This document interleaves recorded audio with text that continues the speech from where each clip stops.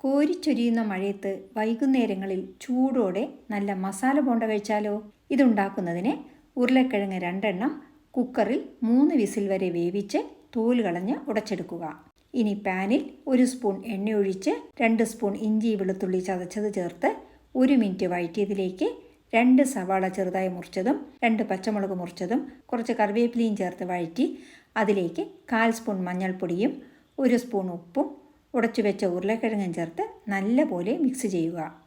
ഇനി വാങ്ങി വെച്ച് 1 പിടി മല്ലിയിലയും 2 സ്പൂൺ നാരങ്ങ പിഴിഞ്ഞതും കൂടി ചേർത്ത് മിക്സ് ചെയ്ത് ലേശം ആറിയതിനു ശേഷം നാരങ്ങ വലിപ്പത്തിൽ ഉരുട്ടി വയ്ക്കുക.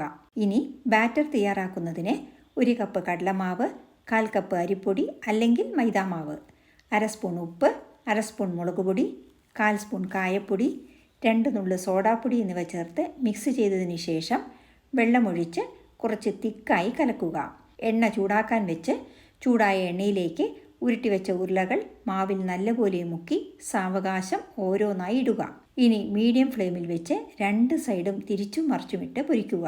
എണ്ണയുടെ പത അടങ്ങി ബോണ്ടകൾ നല്ല ഗോൾഡൻ കളർ ആവുമ്പോൾ കോരി മാറ്റുക.